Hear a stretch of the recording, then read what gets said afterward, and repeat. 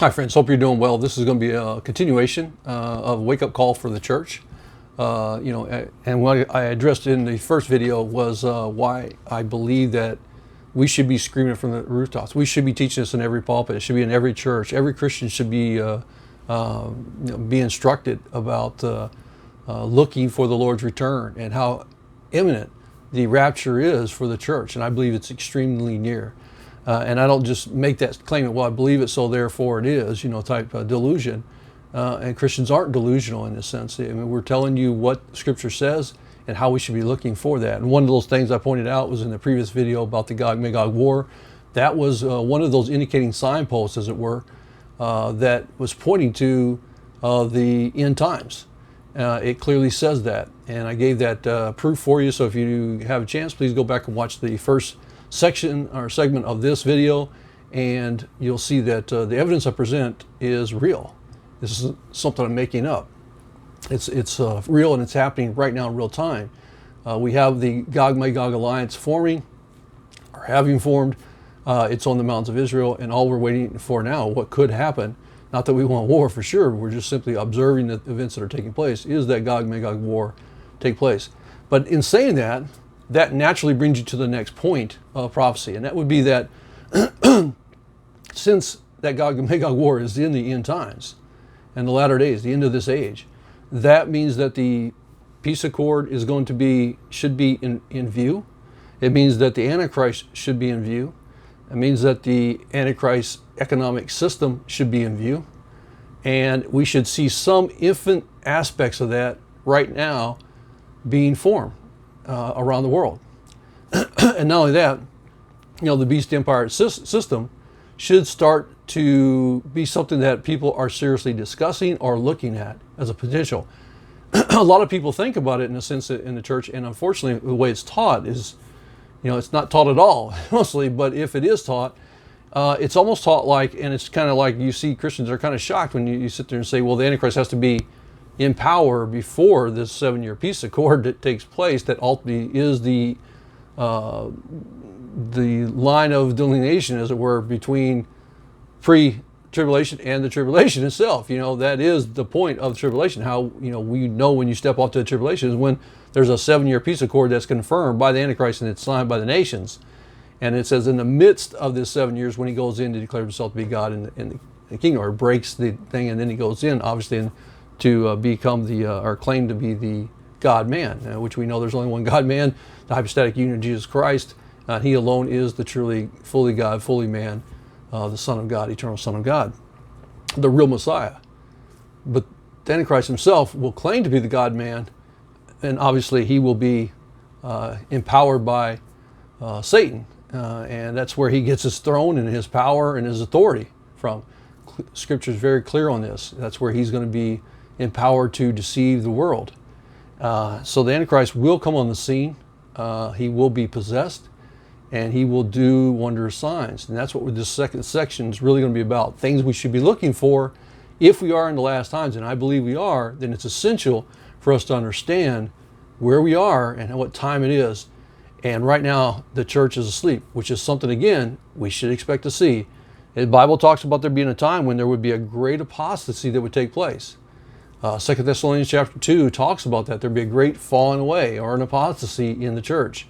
And right now what you see happening in the church is the embracing of a lot of craziness. There's really no other word for it. A lot of false teaching, false teachers. And a number of those teachers are teaching things that the itching ears want to hear, embracing of every type of horrible ideals and principles and just sinful acts and so forth. The way they're going about trying to instruct the youth and so forth. It's hard to go into detail because obviously there's a censorship that takes place. I would love to bring all these points out, but unfortunately in YouTube's policies, they have a tendency to censor Christian videos and comments. So you have to be careful what you say and how you say it. So you're going to have to kind of read through the lines of what I'm saying here. So bear with me when I try to, it's not that I can't think of it or anything like that. I'm trying to guard my words carefully so that they don't censor these videos and that you can actually get this information out, because I think it's so important. I don't make this video just to make the video. I make this video because I think it's really near and it's essential for Christians to hear it, and then for this message to get out to non-believers. So that's where you come into play, is look at what I'm saying. If it's true, share it, like it, and give it out to other people and get this message out, because they need to hear it. I believe we are living in the last hours, and this has been talked about many times, but right now is the time. The Gog-Magog alliance is forming. I've provided the evidence for that. Watch video section 1 of this video series. So if it is, we should be looking for, like I said, the Antichrist coming on the scene. Well, Daniel chapter 7 talks about this. Daniel chapter 7, we're going to look at basically 17 through 27. So I'll kind of look at that real quick. And so 17 through 27, it says, it goes on and just says, these beasts, these great beasts, which are 4 in number. So, Daniel's obviously having this vision. I won't go through every detail, but Daniel has this great vision. It's given to him by God. And then the angel Gabriel comes to him and gives him an explanation of who they are. And then this is kind of relaying that information. Well, then he focuses on the last one. And the last one, again, you have to correspond that with the dream that Nebuchadnezzar had about the statue. And in this dream that Nebuchadnezzar has, he asks for an interpretation, and the interpretation has to be given to him of this dream. And then he goes on to explain this interpretation in chapter 2 of Daniel. And in it, we come to the conclusion, obviously, it's Rome is the final one. But what a lot of people forget in that is that, the fourth kingdom is Rome, but then it morphs into 2 legs, and then it morphs into 10 toes of clay. So again, it's a progressively growing empire over an extremely long period of time. And the final revelation of that empire, that 10-toe empire, will be the 10-horn nation or coalition or alliance of the Antichrist. What we call it commonly the Beast Empire. And that's what it refers to it as in Revelation chapter 17. And then it alludes to it in the form of these 10 horns that are talked about in Daniel chapter 7 and also Daniel chapter 8. We're going to focus just on a few here real quick, but we'll try to get it all in. So anyway, he goes on in verse 17, is why I'm picking that up, is that it's talking about, it's focusing on this last one. And this last beast is the Roman Empire, which again, was, is not, and is to come again. Remember that. John's seeing this vision, and that throws a lot of people off. Rome was, is not, and is again. The Roman Empire will be revived. It will be that one, and it will be made up of 10 nations. Remember, it initially started in Rome. Then it spread out to Constantinople and Rome. 2 legs, but that was prior. It was written prior to that Constantinople expansion or movement. People forget that. So it split into 2, the 2 legs, and then it splits again into 10. And that's why a lot of people look at it and go, well, it has to be encompass the original Roman Empire. No, it doesn't have to encompass that. It spreads out again into 10, and this 10, again, will be situated in 10 kingdoms. Just like there was 2, Rome, Constantinople, and then it spreads into 10, the 10 toes. And that's why it's going to be extremely important for you to understand it if you're going to understand who this is and what we should be looking for this Beast Empire. And I think it's already in play. I think the Beast Empire is starting to, we can see it if you're paying attention. If we are in the latter days, and I believe we are, from the Gog-Magog alliance that's forming right before our eyes, and the Bible clearly says that that is an indicating signpost for us to know that we're in the latter days or the end of this age. That should be a wake-up call to saying, okay, well then we should be looking for a beast empire that's going to come on the scene, or in essence, an alliance. And a lot of people are looking for something that is different because the language we use is different.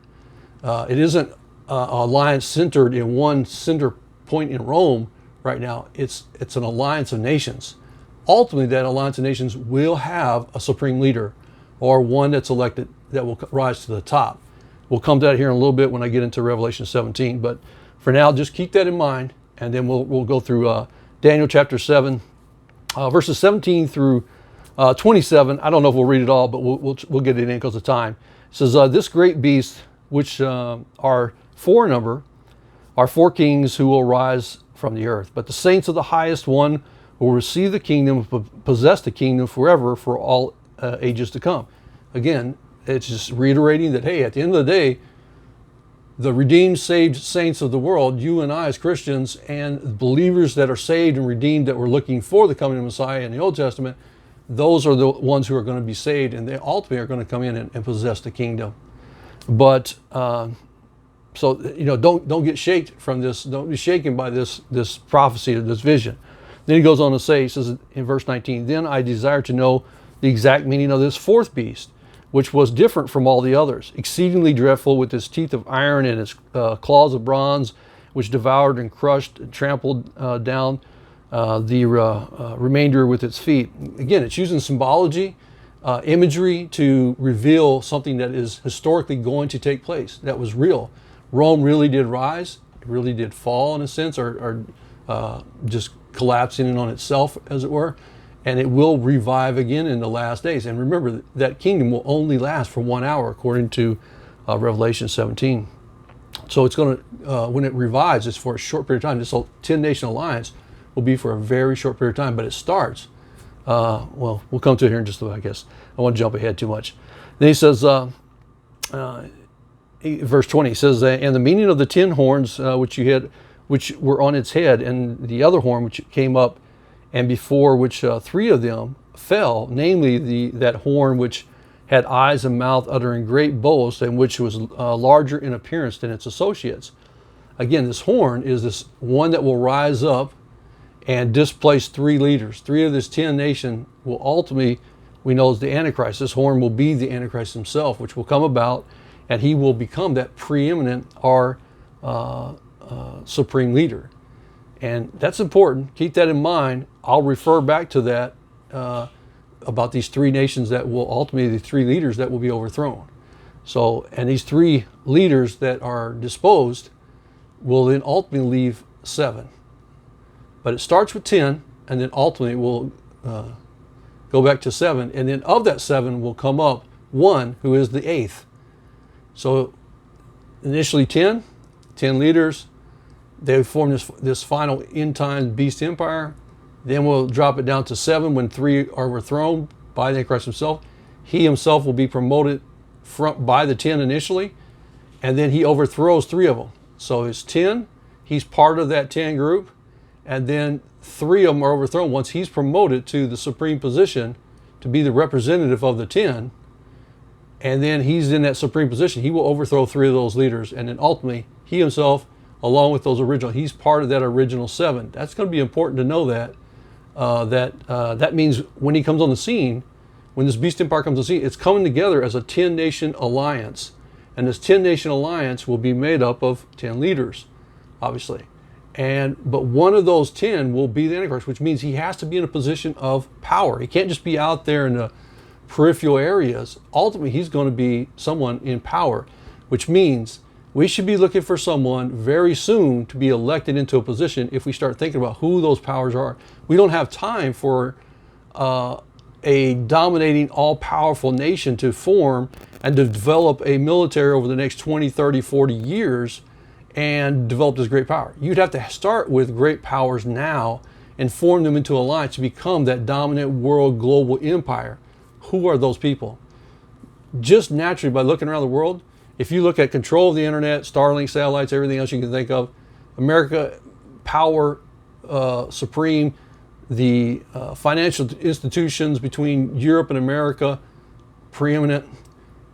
You start narrowly focusing down very quickly. You come to a conclusion. Ultimately, America has to be part of that beast empire.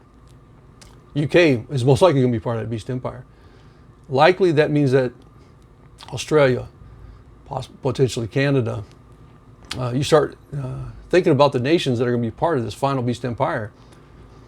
They're going to come together and form a 10-nation alliance. And I think we're already seeing that. Recently, there was an alliance that was signed by Australia, UK, United States. It's only 3 right now, but that was recently signed. Be looking for that to expand out. I think that might be the infant aspect of the beast empire. Ultimately, 10 will sign on. They may change the name, they may whatever they change it to. Most likely it will change the name, but it will wind up being a 10-nation coalition.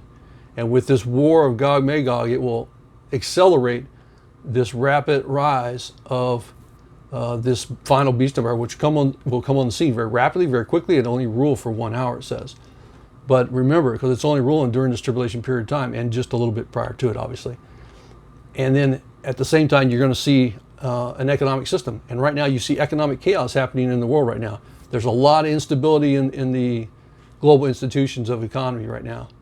And with the banking institution in China, at least four of its major banks in China have stolen or taken the money from its citizens, where they lock them out, where they can't get their money. Why? Because there's billions and billions and billions of dollars that were stolen and missing. And there's a lot of shenanigans going on there. You have real instability, runs on the bank in China. China is the second largest economy in the world, guys. And people just kind of like, well, it's a communist country, dismiss it. It's the second largest, let me hear you say it again, the second largest economy in the world. And when you have runs on the bank, you got people getting locked out, get their money. Do you not think that that's going to have a trickle effect throughout the entire world? When it's the second largest economy in the world, you better believe it. You better bet your bank on it. It is. Don't be shocked if you wake up and the banks in America are closed, or the banks in the UK are closed, or Canada, they're closed, or Australia, they're closed. Banks around the world are closed. Germany. Why? And people are going to freak out. Why? Don't be shocked if you're a Christian. If you're hearing this, the banks are closed, you should not be shocked. We're going to probably wake up one day and you're going to find out that stock markets are having major issues. They've shut them down to stop them from crashing, and the banks are closed. And you won't be able to get your money out, and people are going to be freaking out. It's so that they can usher in, ultimately, this new economic system, which will have to be on the stage ultimately when the Antichrist comes on the scene. And I believe this economic system it may even be a global economic system that will be in place prior to the rise of the beast empire. But obviously those of that beast empire are working together in unison with the global economic systems that are in place, the World Bank, World Monetary Fund, that kind of stuff, to institute this global economic system that will require digital currency, digital money, ultimately a digital account, and a marking system that you will have to take to participate and be a part of this economic system, which we would know as the mark of the beast. I think that's very near. It's coming very quickly. It's called central bank digital currency. I think that's happening right now. I'm going to play a quick snippet and then we'll continue on. Public bank to regularly issue banknotes as an alternative to coins as a means of payment. 3 centuries later, it's primarily tasked with maintaining price stability, much like any other central bank across the world. But these cautious institutions are now buzzing with talk of a revolutionary concept, a form of money you cannot see: central bank digital currencies. When you ask central banks around the world whether they are exploring CBDC, 1 year ago the answer was 80% of them were exploring, and now it's nearly 90%. Last year, 40% were experimenting, and now it's 60%. The vast majority of central banks are exploring CBDC. The idea... Think about that.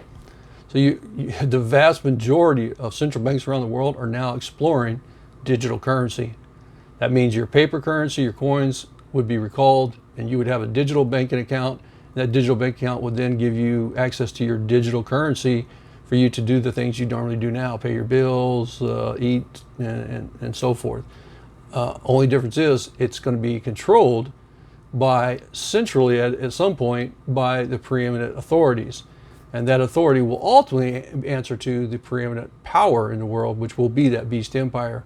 So what I'm telling you is we should expect to see these things, and we are seeing them.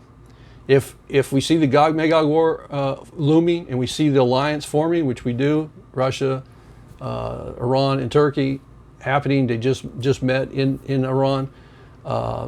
When you see that taking place, and it clearly says in the Bible that is in the latter years, Ezekiel 38, verse 8, then it should tell you that we should be looking for these other things. And one of those is a rise of the beast empire, rise of the Antichrist, and ultimately an economic system.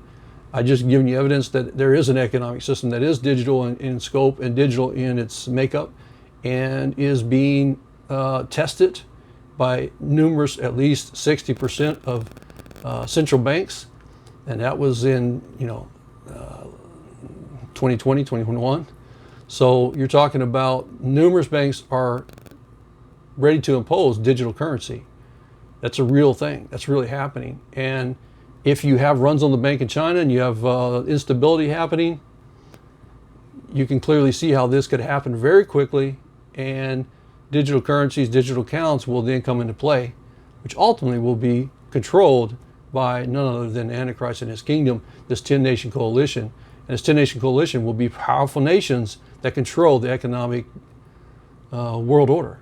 If you look around, if you start talking about the main nations around the world that would be part of this final beast empire, you talk about America, UK, Canada, Australia, and several other nations, you can clearly see where they would control, especially after the destruction of the Russian military, destruction of Iranian military, and Turkey.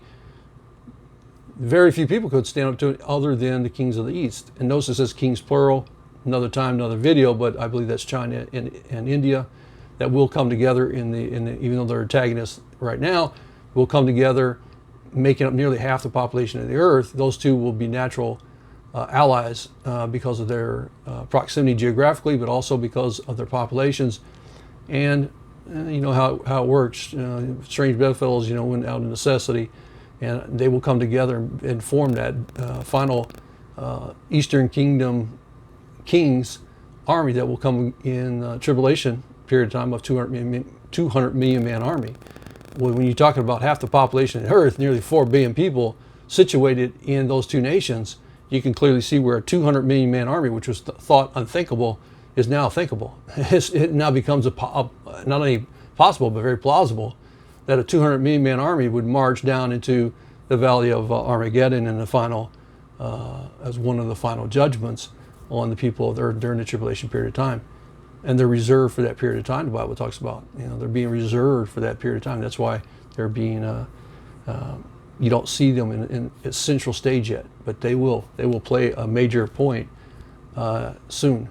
And again, this should be a wake-up call. Everything that we would expect to see is now happening, and it's all right there, front and center for us to see. If you have eyes to see, ears to hear, you should be able to see these things happening. And the news is reporting it, so it's not like I'm making this stuff up for you or other Christians are. It's there, it's for you to see. So the Bible talks about this Gog-Magog alliance. It's real, it's happening, and we see it. The Bible talks about that we should see some kind of movement towards a controlled digital marking system of currency. We see that in play right now. It's real, and it's ready to be implemented, and they're actually testing it in many central banks, at least 80%, as this news report actually says. And you can do your own research. It's actually higher than that now. I think it's upwards of 90%. It's way up there. So you have that fulfillment. You have the alliance of nations talked about. You have a instability in the world that we expect to see. If you're going to bring in a new economic system, you have to have instability in the existing one. We see that. Major problems throughout the world with major debt and so forth. You're going to have a great reset, and that great reset will ultimately be an economic one as well, not just one that's imposed about reforming the current one. It's a complete reset of a new world order with a new economic system. That's what it's about, and ultimately it's about globalism. That's what the whole reset's really about. It's about globalization. Yeah, take a drink of water. Excuse me. And that globalization is happening. I mean, you see real global platforms that are in place, institutions, World Monetary Fund, World Economic System, World Health Organization, so forth. So all that stuff is real. None of this I'm making up. It's all in place right now. It doesn't have to be built from scratch. It's all there. It's exactly what we expect to see. But I keep going back, and it's very important. Remember, if what we're seeing about the Gog-Magog alliance happening, that means we are in the last days, the end of the hour. And that means that the end times is here, and what we should be expecting to see. And one of those is ultimately, again, this Antichrist figure. And that's what we really want to continue to focus on. So I showed you that there's a real alliance with the Gog-Magog war. I showed you that there's a real economic system that's already in play. And now we're going to focus in even more on this economic, or this beast empire, And this beast empire, I believe, is going to be none other than America at probably the most preeminent position of that beast empire. And then you're going to see nations like, most likely, I believe, Canada, UK, Australia, New Zealand, and potentially some of the other nation states will ultimately make up 10-nation coalition. And remember, three of those leaders will be overcome by the Antichrist. We're going to continue to read through Daniel, and then we're going to read through Revelation itself as we focus in on it. And we'll probably touch base on 2 Thessalonians, and then we're going to finalize and finish up as I kind of allude to and talk to about why it's so important and how that that's indicating the rapture of the church is imminent, and then the fact that not only that, what we should expect to see, here in the near future. So I'll pick that up in the next video, but that's where we're going to focus at is the Antichrist, what we should expect to be seen, how can we identify him, and then ultimately how that's, I think, alluding to the fact that we won't be here very long.